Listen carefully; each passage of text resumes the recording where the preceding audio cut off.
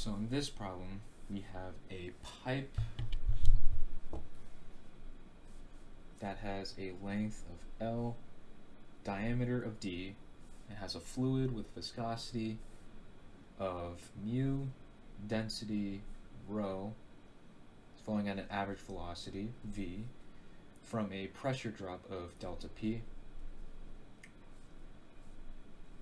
And so we need to build a dimensional matrix and explain how solving for the null space of this matrix yields dimensionless groups that describes this natural phenomena dependent of the choice of units for mass, length, and time. We also have to show how Reynolds number arises from this analysis. So Reynolds number, as a reminder, is rho Bd over mu. So the units in this problem, kilograms, meters, and seconds. This will represent the units for weight, length, and time. So we need to build a matrix using these 6 variables listed up here. So the units would be P, PLD, mu, rho, v. So for the numbers in this matrix, those will represent the powers of the units these numbers contain, or these variables contain. For instance, L. L is in terms of meters. So there's kilograms isn't present, seconds isn't present, but meters is 1 because L is equal to meters to the first power. Same with D, which is the diameter, which is just another length, so it also has meters as a power of 1. Rho is density, which is kilograms over volume. Kilograms is to the power of 1, and volume is just meters cubed, but since it is in the denominator, it's going to be -3 to the -3rd power. And seconds isn't present. Velocity, kilograms is in second, it's going to be meters per second. So it's meters to the first power, seconds to the -1st power. P is in units of Pascal, which is newtons over meters squared, which is equal to kilogram meters second squared times that by meters squared. Do some cancellation of the units. You were left with kilograms to the first power, meters to -1 power, and seconds to the -2nd power. And the viscosity, that's equal to Pascal seconds. We just solved for Pascal, so we're just going to reuse that. Kilograms over second squared times meters, times this by seconds. Again, you can cancel the units, and then you're left with kilogram first power and both meters and seconds to the first power, or -1st power. So now you can put these into a matrix, which actually I'm just going to do a bit of cheating. There we go. And it's going to be our matrix right there. The same units present. And B. This we're going to be multiplying it by x variables, x1 to x6. And this is all going to be equal to 0 vector.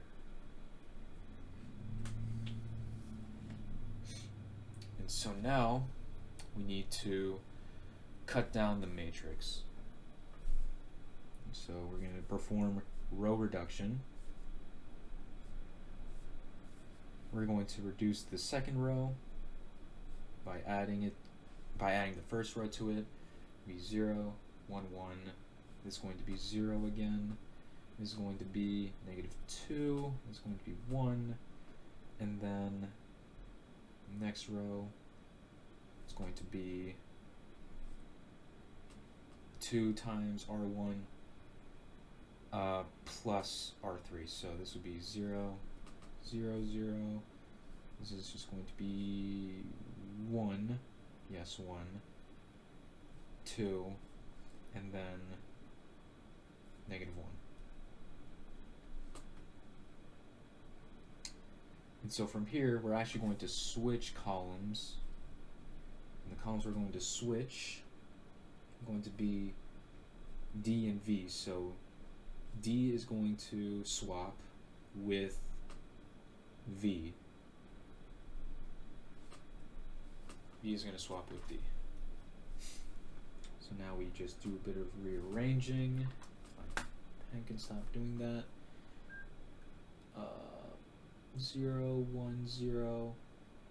V is now in these spots. Mu has the same variables. 1, 0, 1. Rho has the same variables, or I don't know why I'm saying variables, numbers. Sorry, not variables. And then D, I have these variables right here. I really hope I'm doing that right. We can still row reduce from here. 1, 0. Let's see. We're going to row reduce the second row from this. 0, 1. Add that. That's going to be 0. This is going to be 1. This is going to be 0. This is going to be 1. And then 0, 0. And we're going to multiply the third row by negative 1. Flip the signs. Negative 2, 0. And from here, we can no longer row reduce, so that means we can identify the free variables. So the free variables, just by looking at this, are going to be x4, x5, and x6. So x4. So I don't know how to put this. So x1 will contain x4. X4 will have a value of negative 1. X2 will contain x4. That's also negative 1. X3 will contain x4. It's a value of positive 1. And since we're talking about x4, x4 will have a value of 1. X5 and x6 will not have x4. X5. X5 will be negative 1. X5 for x2 would be 0. X5 for x3 would be 2. For x4 would be 0. X5 for x5, 1. And then x5 for x6, 0. Finally, x6. X6 would go 0, negative 1, 0, 0, 0, oops, 0, 0, and then 1. Now I'm just going to shrink this a bit because I'm running out of room. So we've identified the free variables and built a little parameter for each, right? And so now we can build these equations and test if they are all dimensionless. So x4. So we're going to call the equation for x, for the parameter of x4, we named it pi1 in class. So basing the equation off of this matrix right here, we're going to take a look at this parameter and then build an equation based off of this matrix. So for instance, this negative 1 will mean that pascals will be to the negative first power. So pascals is to the negative first power, length is to the negative first power, so length goes there, volume, or not volume, velocity is to the first power, and mu is to the first power as well. So that's our first equation. Equation 2, using the parameter from x5. Pascals is to the negative first power. No length in this equation.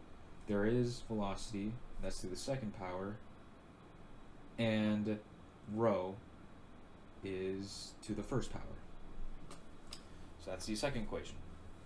In the third equation, pi 3, based off the parameters of x6. This is a very simple one. Length is to the negative first power, and diameter is to the first power.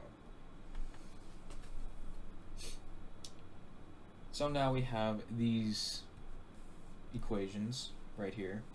And again, we need to check if they're dimensionless, test if they're dimensionless or not. And if they are dimensionless, that means we did this scenario correctly.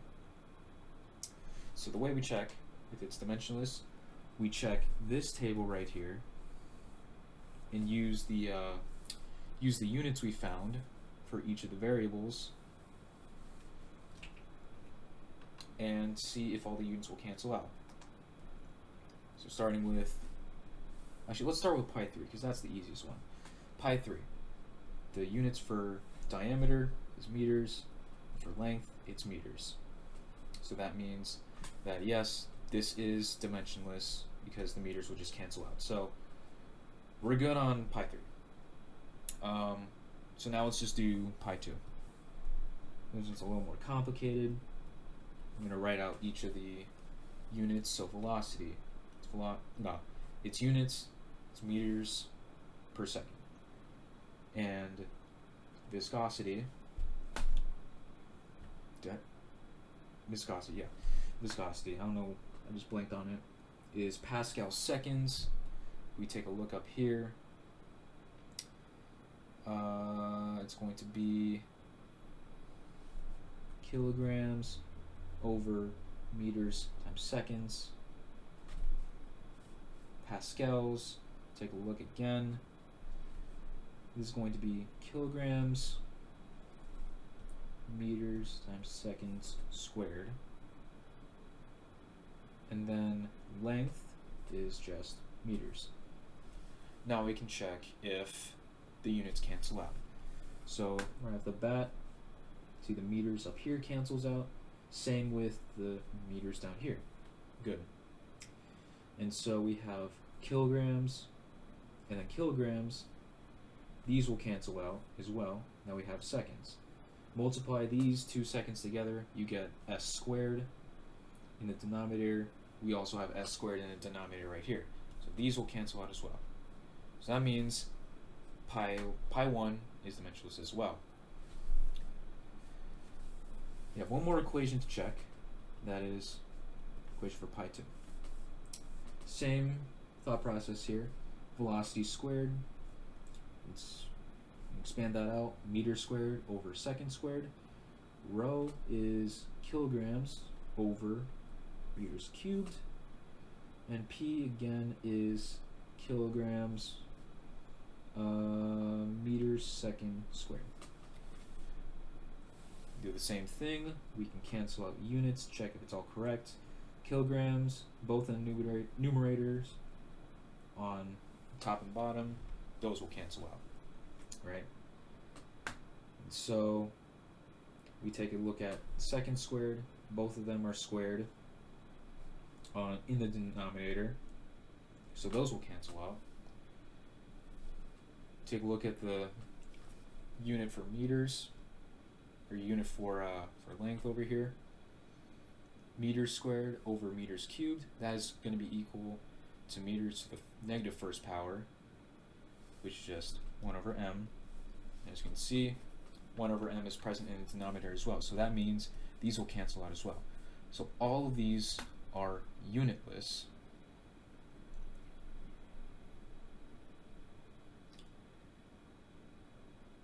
So now we can test and also just show off how this leads back to the Reynolds number. Now the Reynolds number is dimensionless, right? So take a look at this. Rho, whoops, yeah. kilogram meters cubed. I don't know why I did meters squared. Velocity meters squared times this by meters. Mu is kilograms over meters times seconds, right? So kilograms will cancel out. Meters squared over meters cubed, that's 1 over m. 1 over m is present in both numerator and denominator, so all the meters will cancel out. And then 1 over s in the numerator, 1 over s in the denominator, those cancel out. So Reynolds number is unitless. So we can tie this back to the Reynolds number by performing this expression. So we can divide pi 2 for pi 1, a unitless variable, or unitless expression, by another unitless expression. That will give us a unitless result, right? So pi, I don't want to say pi over 2, pi 2, that's what I meant. B squared rho, not p, rho, over p over pi 1, v mu over p out. And here we can cancel out some variables. P will cancel out, 1v will cancel, and then now we are left with